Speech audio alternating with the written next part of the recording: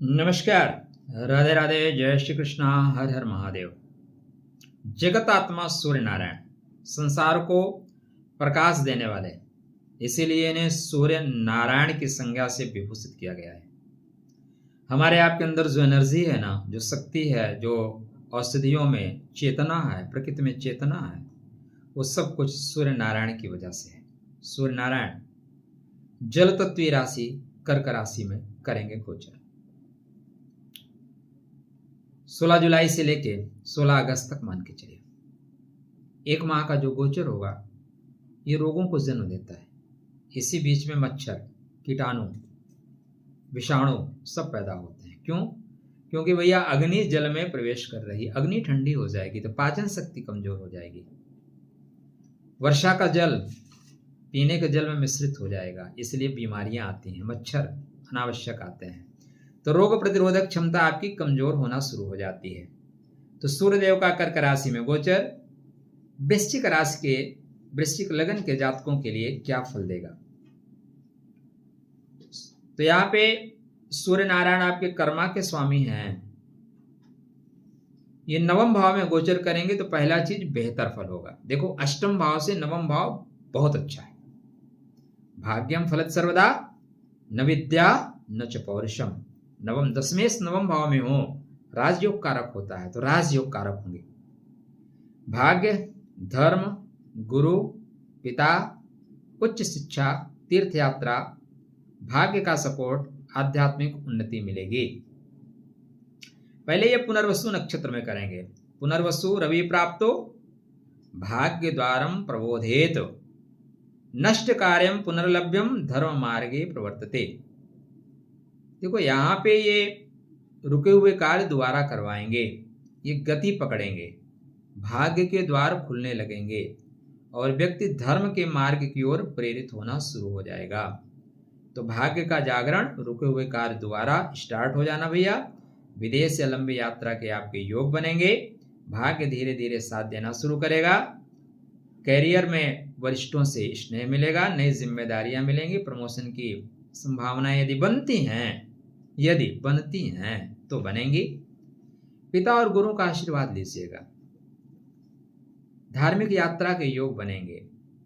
आप लखनऊ में रहते हैं तो 25-26 मेरी लखनऊ की यात्रा हो रही है। आप दिए हुए नंबर पर संपर्क करके मिल सकते हैं। इस समय यह गोचर आपको धर्म स्थानों से जोड़ेगा। धर्मो रक्षति रक्षितः। हो सकता है आपको टीडी भेजा जाए, टेम्परेरी ड्यूटी।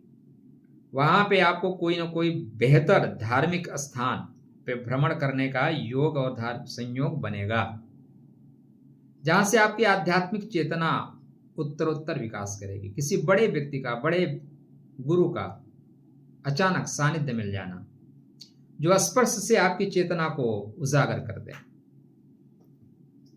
द्वितीय चरण में 20 तारीख से सूर्य नारायण पुष्य नक्षत्र में जाएंगे। पुष्य पोषणकारी है, पुष्य मंगलकारी है। यहाँ पे गुरु को प्रभाव से थोड़ा सा गुरु को अस्त करेंगे, ज्यादा नहीं। पुष्य रविर राजेत धर्म वृद्धिम करोति वै, गुरु भक्त्या लभेत सौख्यम राज्य लाभम यशोधिकम।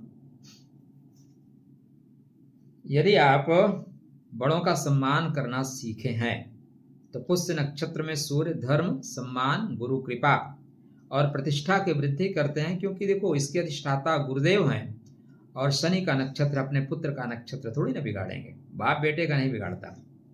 तो राजकीय कार्यों में सफलता मिलेगी, कोर्ट कचहरी के मामलों में राहत होगी, प्रशासनिक कार्य पूरे होंगे, समाज में प्रतिष्ठा बढ़ेगी, अधिकारियों का सहयोग मिलेगा, सार्वजनिक मंच पे आपकी पहचान बढ़ेगी भैया। भाग्य से धन की प्राप्ति, रुका हुआ धन मिलने की संभावना। निवेश सोच समझ कर करें। परिवार में शुभ और मांगलिक कार्य होते हुए दिखाई दे रहे हैं। गुरुजनों का सम्मान करने से होगा विशेष लाभ।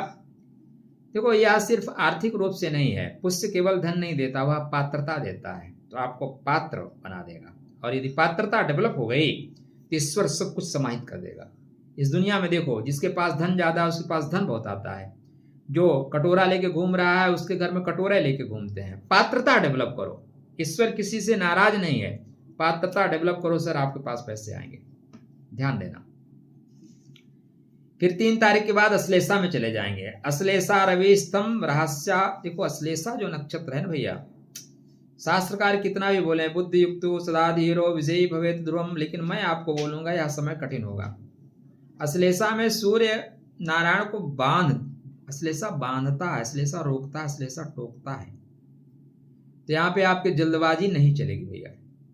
धीरे धीरे रे मना, धीरे सब कुछ होए। अमाली सींचे सौ घड़ा, ऋतु आए फल होए। ओम गम गणपतये नमः। गणपति तरस का पाठ यहाँ करना शुरू करिए। हर दस्तावेज को ध्यान से पढ़िए। ऐसे आए सिग्नेचर कर दिए, पता नहीं पीछे बीच में क्या लगा दिए। ठीक है। कानूनी मामलों में सतर्क रहें। विरोधियों पर विजय का अवसर मिलेगा।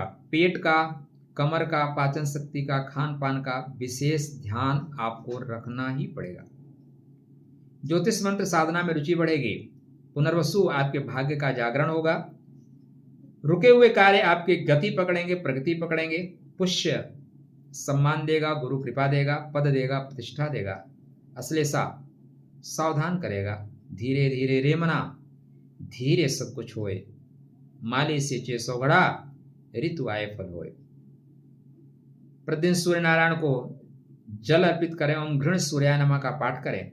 पिता और बुजुर्गों का सम्मान करें। आदित्य देवस्तोत्र का पाठ करें। देखो एक चीज याद रखना भैया, हो सकता है आप 4 किताबें ज्यादा पढ़ लो अपने बाप से, आप अंग्रेजी बोलना शुरू करो, वो टिश्यू पेपर से मुंह पोंछना, हाथ पोंछना शुरू कर दो, हाथ पानी में लगाना बंद कर दो, और पता नहीं क्या क्या। आपको लग सकता है आप पढ़े लिखे हो। विद्या ददात विनयम, अगर विनय नहीं है ना तो आपकी विद्या 2 कौड़ी की है। डिग्री उग्री का बहुत गुरूर मत करना। मस कागज छुए नहीं, कलम गए नहीं हाथ, इसी पे लोग पीएचडी कर लेते हैं। ठीक है। तो अगर आप बड़ों का सम्मान नहीं कर सकते, बड़ों का रिस्पेक्ट नहीं कर सकते, तो आपकी विद्या किसी काम की नहीं है। अहंकार का परित्याग करिए। सूर्य नारायण को जल दीजिए, बेहतर होगा।